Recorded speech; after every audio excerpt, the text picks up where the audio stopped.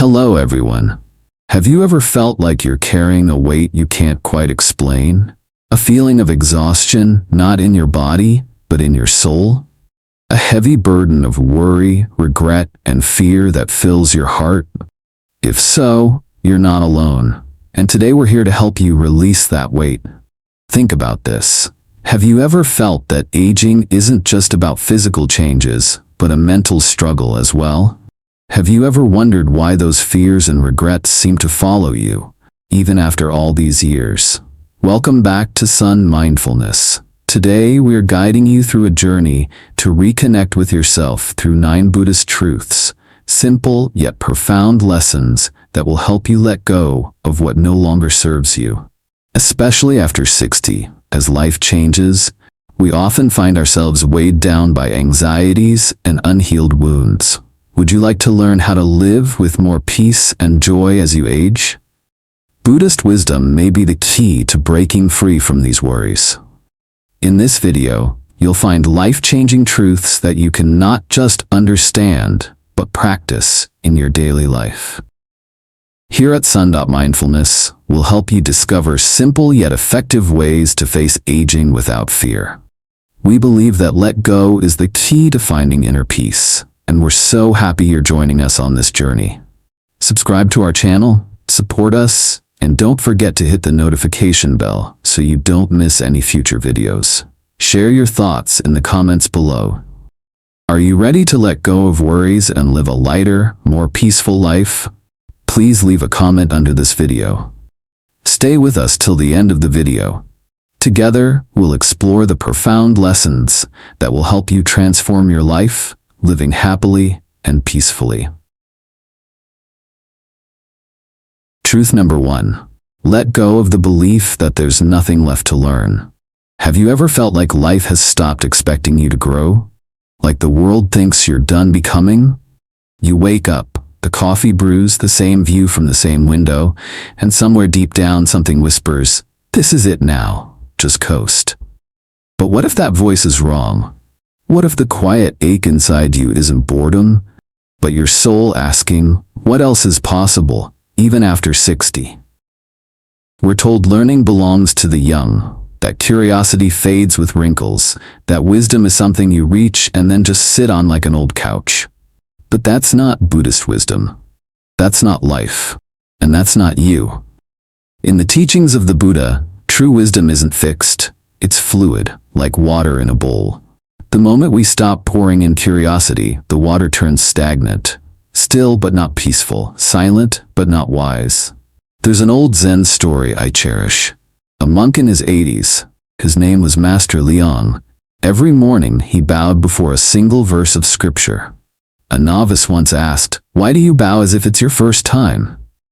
Liang smiled and said, "Because I don't want to confuse years lived with truth understood." Think about that. How many of us mistake repetition for mastery? How often do we say, "I already know that," when what we mean is, "I stopped listening"? Let me tell you about Justice Sandra Day O'Connor. After retiring from the U.S. Supreme Court at age 75, she didn't write memoirs about what she knew. She started teaching civic education to children. Why? Because she said, "Teaching keeps me learning, and learning keeps me honest." So here's my question to you. When was the last time you learned something useless? Not to impress anyone, not to get better, just to feel wonder again? A poem in Spanish, a piano chord, a tree you never bothered to name. There's a phrase in Buddhism, beginner's mind. It means this: the wisest heart is the one that stays curious. Your aging isn't the end of your discovery, it's the beginning of deeper understanding. The questions now are different, not about how to succeed, but how to be free. What would happen if you approached this decade like a student? What would you choose to learn, not because you should, but because your spirit wants to stretch again? Because the truth is, the brain may slow, but the soul never stops seeking light. Let go of the myth that says your growth is done. Because right on the other side of that lie is the garden of wonder waiting to be touched again. Now, once you open the mind, the next step is to protect your heart. So let's talk about that. In truth number 2, let go of toxic relationships without guilt. Truth number 2, let go of toxic relationships without guilt. You ever feel it? That tightening in your chest before a phone call, that sigh before a family dinner, that voice that whispers, please, just this once, let it go smoothly. But it doesn't. Because no matter how kind you are, some relationships are sandpaper to the soul. And yet, we hold on. We say, but they're my child. But she's been my friend for decades, but he's my brother. What would people think if I stopped calling? So we endure. Swallow our peace. Smile through the ache. But here's a gentle truth from Buddhist wisdom. Holding on to a person out of guilt is not love. It's fear dressed up in a family photo. The Buddha once said, "You will not be punished for your anger. You will be punished by your anger." Now, imagine replacing anger with obligation, resentment, even guilt. Because carrying what no longer serves is its own quiet punishment. Let me tell you a story. There was a man named Dwight Eisenhower, yes, the general, later the president. During World War II, he led millions. But do you know what wore him down most?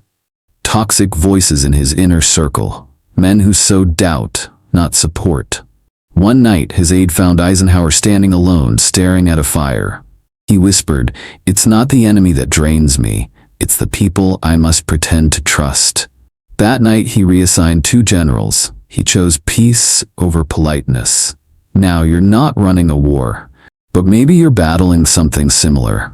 A daughter who mocks your faith. A friend who only calls when they need something. A sibling who never sees your worth. Ask yourself gently, does this relationship light me up? Or does it dim who I've become? I met a woman named Elaine, 79. She used to drive 40 miles every Sunday to visit her cousin. Every time her cousin criticized her weight, mocked her clothes, dismissed her stories. One day, Elaine stayed home. She brewed tea, read poetry, lit a candle and whispered, "I choose peace over performance." Was she heartless? No. She was finally kind to herself. Because letting go isn't betrayal, it's self-respect in action. Letting go of guilt opens the door for real love to walk in, the kind that nourishes, not the kind that erodes.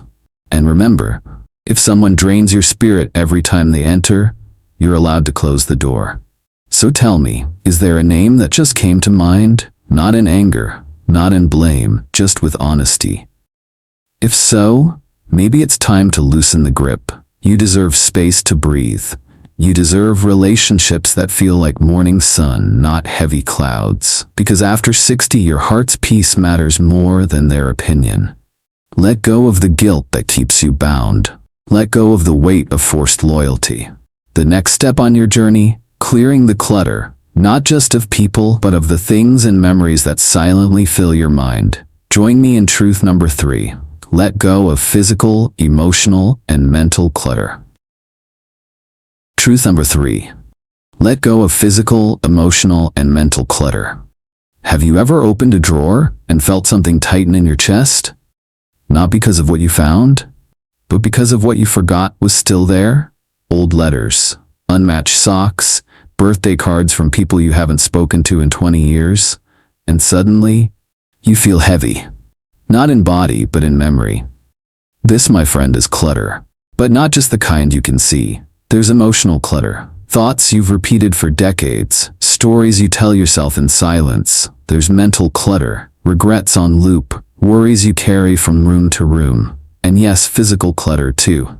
Here's something Buddhist wisdom teaches us. Let go of the past. Let go of the future. Let go of the present. It sounds strange at first. But what the Buddha meant was this. Only when your hands are empty can you truly receive peace. Let me tell you a story. A woman named Frances, 82, invited me to her home in Vermont. Her living room looked like a museum. Every shelf had framed memories, every surface told a story. But she looked tired. Not physically, spiritually. I asked gently, "Do you feel free here?" She paused, then said, "I feel surrounded, but not supported." She had built a shrine of the past, but it left no space for the present. So she started small, one drawer, then one box, Then one afternoon, she let go of her husband's old slippers. He'd been gone 17 years. She cried, then laughed, then said, "I thought I needed them to remember him. Turns out, I never forgot him." That's the truth. Your memories don't live in old shoes, they live in you. And sometimes keeping too much stuff isn't about sentiment, it's about fear. Fear that if you throw something out, you'll lose the person too. But you won't. Letting go is not erasing, it's making space. Space for light, space for new breath. Think of it like this. Your mind is a room. The more it's cluttered, the less you can move freely inside it. And after 60, don't you deserve space to move? So take a breath. What drawer could you empty? What thought could you release? What story no longer serves the person you've become? Let go, not to forget, but to remember who you really are underneath it all. Because once you clear the clutter, you may find something you didn't expect. Stillness. And in that stillness, you'll begin to see aging not as a loss, but as a return. And that brings us beautifully to our next truth, one we all wrestle with at some point. Truth number 4. Let go of the fear of aging. Have you ever caught your reflection in a mirror and paused? Not because of the wrinkles, not because of the thinning hair, but because for just a second, you didn't recognize the person looking back? You ask softly, "When did I get old?" It's a question few say out loud, but many feel. Not with shame, with surprise, because inside you still feel the same, but the outside, it whispers that time has moved. We live in a world that worships youth, where commercials sell wrinkle creams as if time were a disease, where slowing down is seen as fading, where after 60 society tells you your best is behind you. But here's what Buddhist wisdom says. All compounded things are impermanent. Work out your liberation with diligence. Aging, my friend, isn't the enemy. It's the system. It's the rhythm of life unfolding exactly as it should. There's a story about an old Zen master named Hakuin. In his youth, he was praised for his voice, so clear, so strong it filled the temples. But in his 70s, his voice began to tremble. One morning, a young monk said, "Master, your chant sounds weaker now." Hakuin smiled and whispered, "Yes, but the silence between my words has grown deeper." Read that again. Because what if aging isn't about what's fading, but what's deepening? In youth, we chased. In middle age, we built. But in our later years, we begin to see. Not with ambition, but with stillness, not to prove, but to understand. Let me tell you about Maya Angelou. She published her final book at 85. When asked how she felt growing old, she said, "It's like watching the tide roll in. You can't stop it, but you can learn to sway with its grace." So let me ask you this. Are you resisting the tides of time, or could you begin to sway? Could you look at your aging hands and see the stories they've held, the babies they cradled, the meals they cooked, the prayers they whispered in the dark? Could you greet your changing body not with fear, but with gratitude?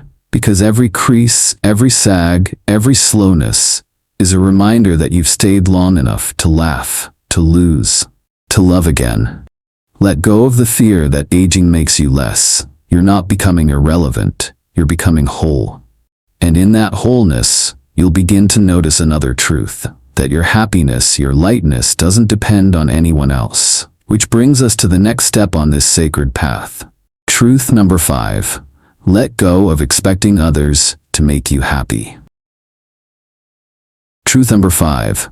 Let go of expecting others to make you happy. Have you ever sat in your quiet home and wondered why no one called? Why the silence felt louder than usual? Why you looked at your phone and thought, "Did they forget me today?" It doesn't show as sadness. It doesn't come with tears. It arrives softly, like fog. It whispers, "I thought I mattered more." And in that moment, you begin to believe a silent lie, that someone else is supposed to fill the emptiness inside you. But let me ask you gently, who gave you that idea? Was it family, movies, religion, your younger self? Somewhere along the line, we began to believe that happiness must come from someone else, from a spouse, a child, a friend, even from God. But Buddhist wisdom offers a freeing truth. No one saves us but ourselves. No one can, no one may. We ourselves must walk the path. That's not lonely. That's liberating. It means your joy isn't on someone else's calendar. It's not tied to someone else's mood. It's in your hands, right now. Even after 60. Let me tell you about Raymond. He was 78 when I met him at a mindfulness group. A gentle man, former teacher, widower, father of 3. But now, he lived alone. He told me one day, I thought they'd check in more. I thought I'd feel more needed. I asked him what he did when they didn't. He said, I waited. For years, I waited. Then one morning he stopped, he took a walk, then joined a watercolor class, then volunteered at a library, reading to children whose grandparents had passed. And week by week, color returned to his life. Not because someone gave it to him, but because he stopped waiting for permission to live again. He gave it to himself. So I ask you, what are you waiting for? What joy have you delayed because you hoped someone else would bring it? What moment could you create if you believed, just for today, that you are enough company for your own heart? Because happiness isn't delivered like a gift. It's built, breath by breath, step by step, with your own 2 hands. So go ahead, plant flowers, learn Tai Chi, write a poem, call a stranger and say I'm thinking of you. The people who shine the most after 60, they don't wait to be invited, they become the invitation. Let go of expecting others to be your joy. Be your own sunlight. Because when you do, something beautiful happens.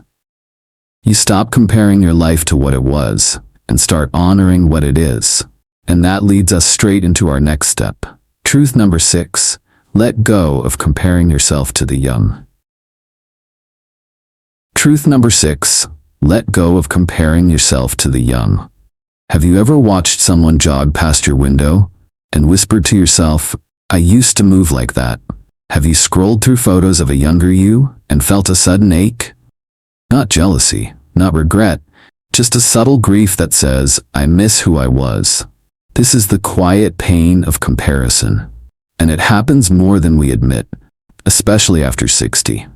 But here's the truth. When you compare your present self to your younger self, you create a war between who you were and who you are. And in that war, your peace always loses. Buddhist wisdom teaches, the wise do not compare, they understand. You were meant to grow, to soften, to change, to become, not to rewind. There's an old Zen story. A young monk looked at his teacher and said, Master, I want to be like you, calm, wise, unshaken. The master led him to a mountain stream. Drop a stone into the water. And skit, he said. The boy did. The ripples distorted his reflection. Now, the master continued, look into that deep still well beside us. The boy gazed in and whispered, I see myself clearly. The master smiled. That's the difference between youth and age. The young are the stream, the old are the well. Let that sink in. You don't have the energy you once did. But now, you have depth, you have stillness, you have clarity. Think of Queen Elizabeth II. As a young monarch, she was admired for her poise. But in her final years, she was revered for her restraint, her steadiness, her silence. She didn't compete with youth. She embodied grace.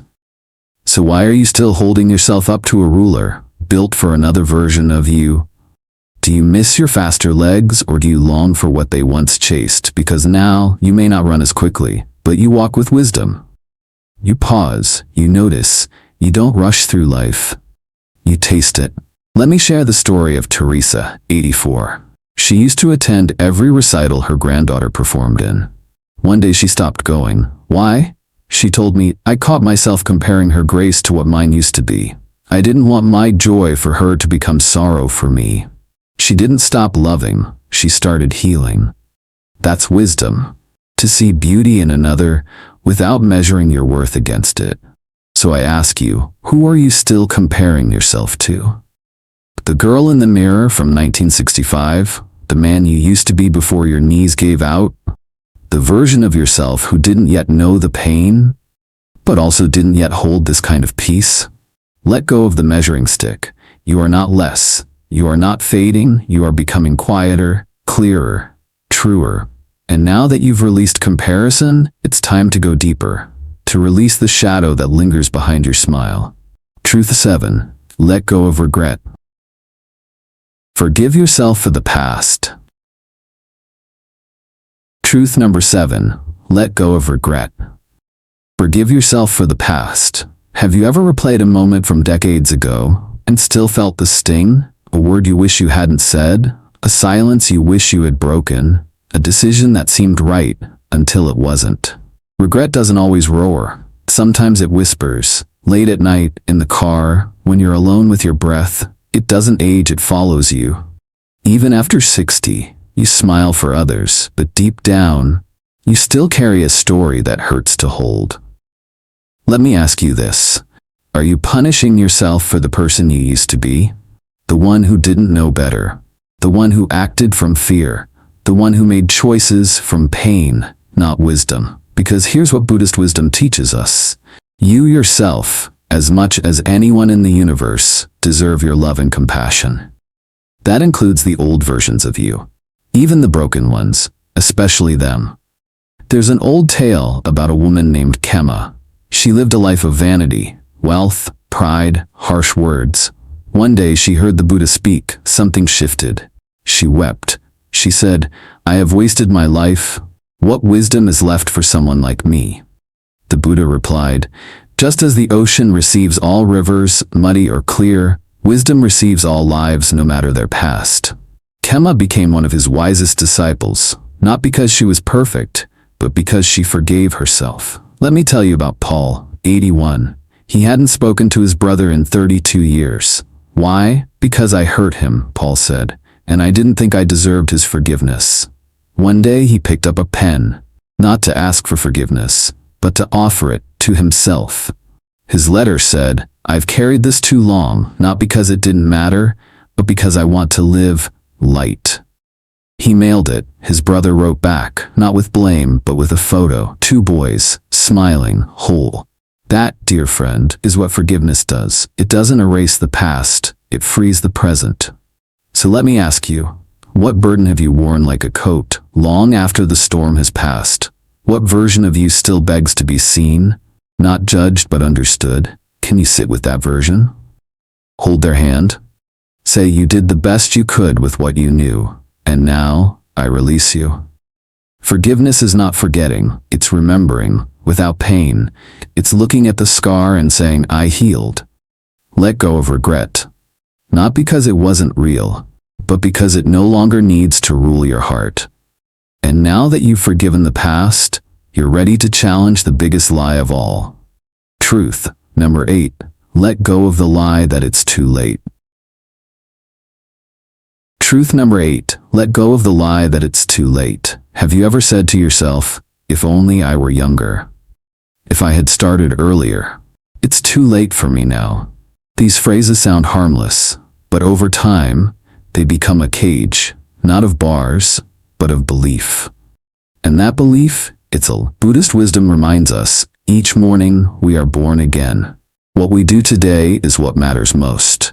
Not what you did at 30, not what you missed at 45, not what you lost at 58. Today is what you're holding, and that makes you powerful. Let me introduce you to Ruth, age 91. She never painted a day in her life.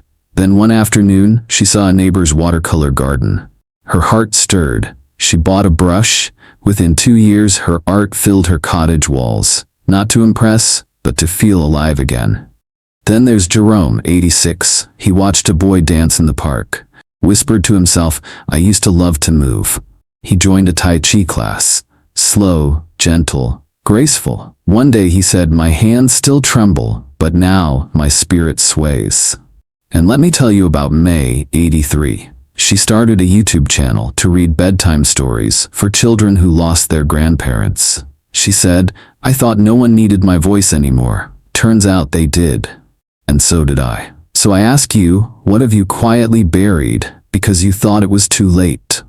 A book you never finished? A letter you never wrote? A dream you told yourself to forget? What if that dream still breathes? Right beneath the surface of your doubt.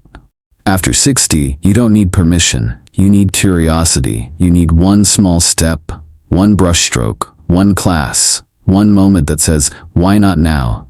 Let go of the myth that life is behind you, because as long as you can feel wonder, there is still something waiting to bloom. And maybe, just maybe, what's next is better than what came before. And now, dear friend, there's one more truth we haven't touched yet.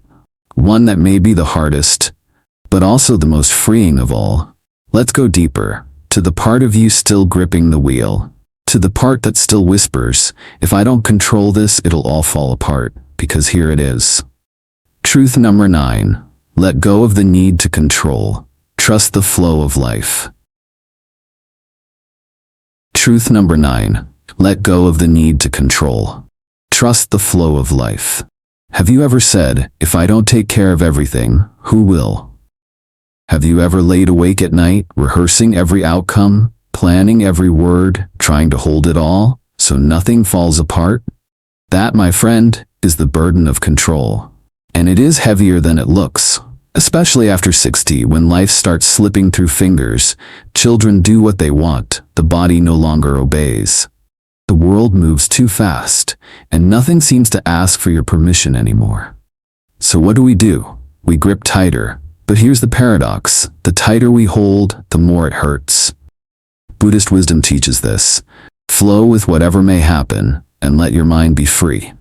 Stay centered by accepting whatever you are doing. This is the ultimate. In other words, control is not peace. Control is resistance. And resistance is what keeps the heart clenched. Let me share the story of General Dwight D. Eisenhower. Yes, the same man who led armies across Europe. A master of strategy. But do you know what he said was the hardest part of leadership? Knowing when to plan and when to let go.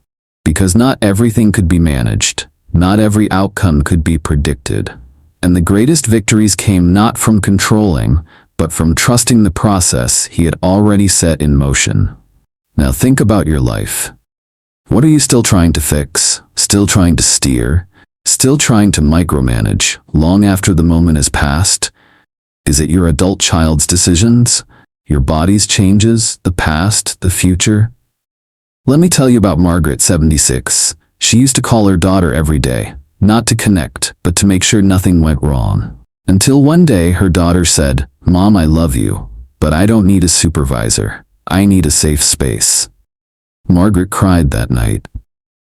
But then she breathed and whispered, "Maybe it's time I trust the river." She didn't stop loving. She stopped hovering. She started living. She joined a meditation circle, tended her roses. She began every day with one mantra. I don't need to hold the ocean. I only need to float. That's the truth. Let go of needing to control everything. Because when you release control, you gain connection. You gain surrender. You gain peace. What would happen if today you said, I allow life to carry me for once? Because the current doesn't want to drown you. It wants to deliver you back to trust, back to flow, back to the you who doesn't need to have all the answers. Now, dear friend, you've walked through 9 gentle but powerful truths, each one an invitation to lighten your spirit. And now it's time for the final step, the one where we gather all the letting go and step into a new beginning. Let's close this journey with a quiet breath and an open heart. In our conclusion, you are not finished, you are becoming. Conclusion, you are not finished, you are becoming. You've just walked through 9 gentle, powerful truths. Each one invited you to let go, not to give up, but to go deeper, to go lighter, to come home to yourself. You let go of the idea that growth ends after 60. You let go of people who dim your peace. You cleared the clutter inside and out. You faced the fear of aging and saw the beauty within it. You stopped waiting for others to bring you joy. You released the habit of comparing yourself to the young. You forgave yourself for the past that still whispered. You shattered the lie that said, it's too late. And finally, you opened your hand, released control, and chose to trust the flow of life. Take a breath. Feel that? That's the beginning of freedom. That's the feeling of stepping into your life again, fully, gently, with presence, with grace. This journey wasn't about motivation. It wasn't about pushing harder. It was about softening, about remembering what Buddhist wisdom teaches, that peace isn't something you chase, it's something you allow. So let me ask you gently, what truth touched you the most? What are you most ready to let go of today? What small step could you take to live with more lightness, starting now? You don't need to do everything. Just begin with one. One drawer, one breath, one boundary, one whispered yes to yourself. Because you are not done. You are not fading. You are becoming clearer, deeper, truer. And I see that in you. I honor your path. I am grateful, truly grateful, that you've walked this path with me. Thank you for being here. Thank you for choosing reflection instead of noise, stillness instead of speed, awareness instead of avoidance. And thank you for showing up for yourself. If this message touched your heart, I invite you to leave just one word in the comments below. Not for me, but for you, as a quiet declaration, as a soft beginning. I'd love to know which part of this journey spoke to your soul, which truth felt like it was written just for you. Please share with me in the comments. I read every one, and I carry your words with care. And if you haven't yet, I warmly invite you to subscribe to our channel. Son.Mindfulness. This is a space where aging is honored, where presence is enough, where your story still matters. If you know someone over 60 who needs these messages, feel free to share this video with them. Maybe this is the reminder they've been waiting for. And until we meet again, may you walk lightly, may you love deeply, may you rest often, and may you remember, you're not behind, you're not late, you're exactly where wisdom has led you. Stay curious, stay kind, stay open, let go, live free, and keep becoming. With deep gratitude, Son.Mindfulness.